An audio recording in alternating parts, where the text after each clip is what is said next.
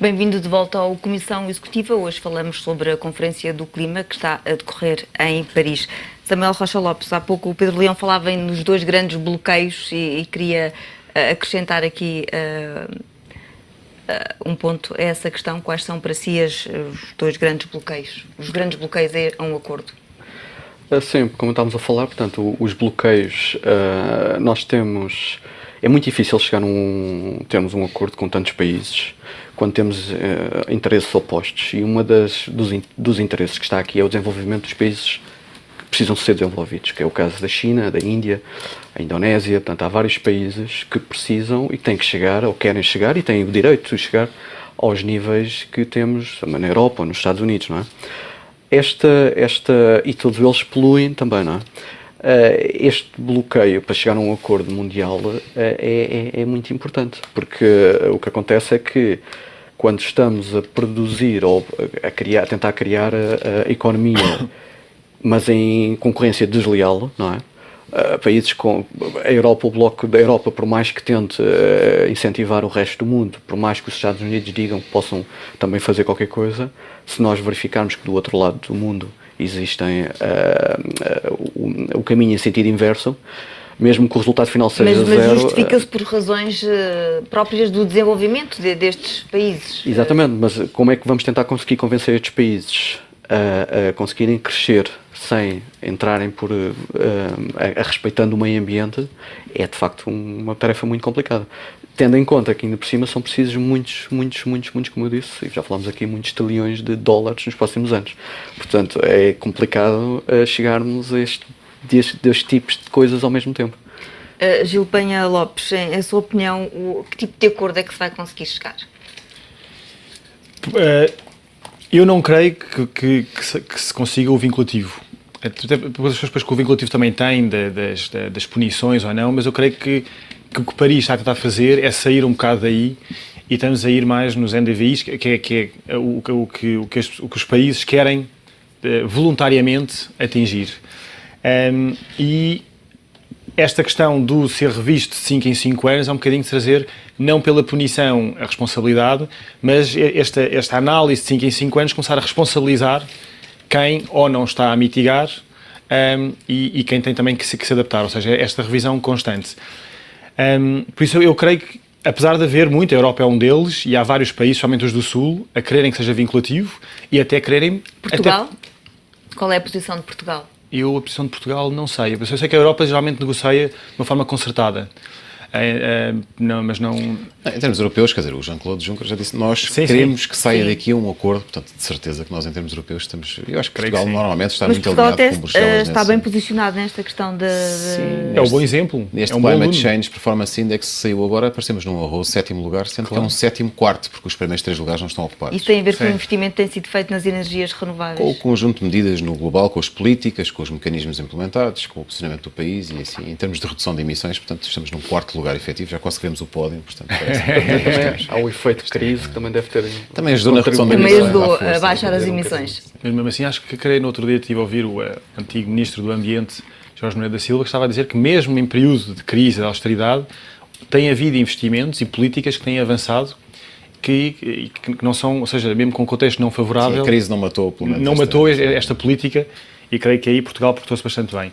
Eu gostava só de trazer aqui uns valores que relatórios internacionais... E aí entramos naquilo que se pode fazer, não é? Para alterar o cenário. Quer dizer, eu vou começar ainda pela questão do impacto e depois começamos aí porque é que se deve fazer e entramos numa área das soluções que eu também me agrada bastante.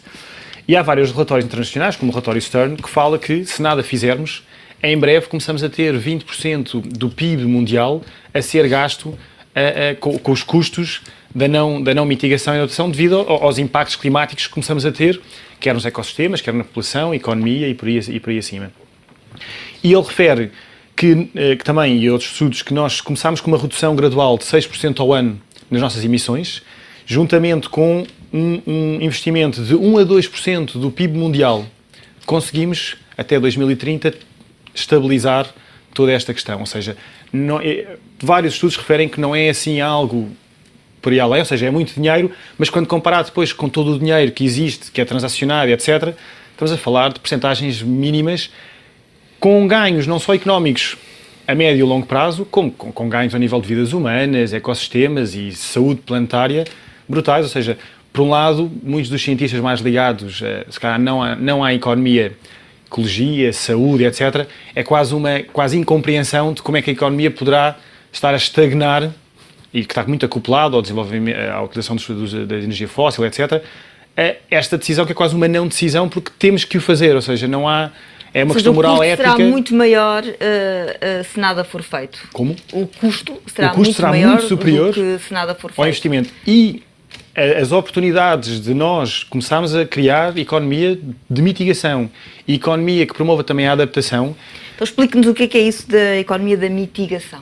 Ou seja, tudo o que tem a ver com energias renováveis, outras formas que sejam amigas do ambiente, seja a economia verde, a economia azul, promove muito... Ou seja, medidas que diminuem a emissão de gases. E a captura dos mesmos. Aqui não necessariamente via tecnologia, apesar disso também já está a ser muito desenvolvido, mas valorizando os serviços de ecossistemas, que muitas vezes são os intangíveis, não se conseguem meter na fórmula e acaba por cair para não serem contemplados. E creio que é importante estas duas questões, que muitas vezes nós só falamos em reduzir emissões e, obviamente, há a componente tecnológica e há o comportamento humano, ou seja, nós também podemos começar a usar menos energia, os transportes públicos e por aí além, e a componente da sua captura. E esta questão de ter florestas saudáveis, ou, quer dizer, reflorestação e florestas saudáveis, e um solo saudável, ou seja, muitas vezes as pessoas não têm a noção, o solo, além dos oceanos, é responsável pela grande captura de carbono atmosférico. E nós o que temos feito é temos vindo a perder a matéria orgânica, ou seja, o carbono do solo, para outros sistemas e especialmente para a atmosfera. Eu creio que se nós também trabalharmos numa de tornar mais saudáveis os nossos ecossistemas, muito desta questão do problema das emissões era resolvida só com os ecossistemas mais saudáveis. E depois temos também a adaptação a estas mudanças, que também tem custos. Sim, nomeadamente, em Portugal, vejo o nosso problema, temos uma faixa costeira enorme, como é que nós, se há uma subida efetiva do nível das águas, eu vejo zonas aqui com grandes problemas, nomeadamente Alcântara, aqui perto de nós. Portanto, há aqui zonas claríssimas que têm potenciais problemas ou vamos ter uma nova Holanda, eventualmente, vamos ter que levantar muros e começar aqui a proteger. Mas há um plano nacional para há vários planos, há uma estratégia nacional. Há uma estratégia, sim. Portanto, é a chamada, até trouxe aqui é o chamado quadro estratégico de política climática, portanto, que no fundo define aqui a visão, os objetivos em termos de políticas setoriais e tudo mais. Depois há o próprio PNAC, que é o Plano Nacional de Alterações Climáticas, no fundo já estabelece metas mais concretas e que dá objetivos até aquela medida que foi assinada agora pelo anterior governo, portanto em abril passado, creio, chamada o Compromisso de Crescimento Verde, portanto que elenca um conjunto de medidas, basicamente tenta que o consumo final de energia até 2030 seja na ordem dos 40%, o que implica certamente um investimento maciço em mais geração renovável, portanto algo que vai na linha das políticas atuais, e depois tentar que a redução das emissões vá na ordem dos 30% a 40% até 2030 também. Portanto, no fundo, isso já está mais ou menos elencado. Ou seja, há um conjunto de medidas, mas de facto, como diziam bem, Portugal é dos países potencialmente mais afetados por esta alteração, portanto há que começar a fazer qualquer coisa, isso é um facto. Mas há ainda muito por fazer. Como é que nos situamos? Há essa estratégia, esse plano? Há um conjunto de medidas, mas eu diria que isto é um caminho que não se faz só numa legislatura de 4 anos. Isto vai-se fazendo ao longo de vários governos. Portanto, é bom que, de facto, sobretudo os partidos e o poder em si, se alinhem numa forma de médio e longo prazo. E é isso que se está a tentar até com esta própria conferência. Kyoto, para uns, foi um falhanço. Para mim nem foi, porque colocou este tema na agenda. Kyoto é um nome que nunca mais saiu. Para mim, falhanço foi mais Copenhaga, de facto, que a China e os Estados Unidos saíram-se um bocadinho de fininho, como se costuma dizer. Portanto, sem Copenhaga tipo foi a conferência de 2009. Sim, exatamente. Essa que correu mal. E porquê que correu mal? Porque não se conseguiu nada. Basicamente, não houve nenhuma conclusão. Não se conseguiu um texto concertado, não houve metas, não houve nada, basicamente. Portanto, isto porque a China, Estados Unidos e Índia, uma vez mais, tentaram sair do acordo sem... E é isso que começou a ser preparado para esta conferência, é bom que se diga, está a ser preparada desde 2011. Sim. Portanto, daí haver uma grande expectativa de isto correr bem. E não sei, porque se calhar Paris foi martirizado há umas semanas, há aqui um certo clima que parece que a coisa vai correr bem. Eu apostaria, já agora respondendo à sua questão anterior, em termos do que é que se pode esperar daqui. Eu aposto talvez num cenário misto, em que eventualmente uma parte dos objetivos não será vinculativa, eventualmente vamos deixar aos países critério. Eu acho que mesmo assim não é fácil, mesmo que seja voluntário fazê-los cumprir, não é todo linear, mas deixar alguma das partes vinculativa. Quanto mais não seja a tal revisão de 5 em 5 anos, porque traz mais awareness, as pessoas ficam um bocadinho mais na mira, até em termos políticos as pessoas ficam um bocadinho mais sujeitas à pressão mediática, portanto, nem que seja por aí, conseguir-se algum tipo de medidas indiretas a partir desse momento. Samuel Rocha Lopes, voltando a Portugal e aquilo que Portugal está a fazer, parece-lhe que há de facto uma estratégia bem pensada, que está no bom caminho? Portugal tem, de facto, mostrado alguns indicadores bastante interessantes no desenvolvimento das energias renováveis. Temos verificado que, em comparação até com outros países, tem sido feita uma aposta bastante razoável nessas alternativas. O caso tem, inclusive, também da utilização de barragens, em vez de, por exemplo, do carvão, que é um dos principais poluidores, quando estamos a falar de emissões de carbono. E de facto, só que Portugal, embora tenha-se observado todo este tipo de evolução nos últimos anos, e até verifica-se uma coisa, é que permite inclusivamente, já que temos que alterar algum tipo de estrutura da nossa economia, isto pode ser encarado como oportunidades, não é? Pode ser encarado como uma oportunidade de alterar uma série de coisas que têm mesmo que ser alteradas, e já que as temos que as fazer, podemos utilizar exatamente estes riscos mundiais para conseguirmos desenvolver. E isso Portugal tem estado a fazer, ou seja, não só para consumo interno, mas inclusivamente como tentativa de exportação de algum tipo de tecnologias ligadas à energia solar. Portanto, tudo isso, a investigação, também em termos de prestação de serviços, portanto, tudo isso são sinais razoáveis de um país que tem muito a perder, conforme já dito, que tem uma estratégia Há uma estimativa de custos, de quanto poderá custar para a economia do país? Não, conforme aqui foi dito, há vários estudos com muitos números totalmente dispares. Fala-se de centenas de milhões, depois são bilhões, depois já são trilhões, depende muito. Mas especificamente para Portugal não há nenhum...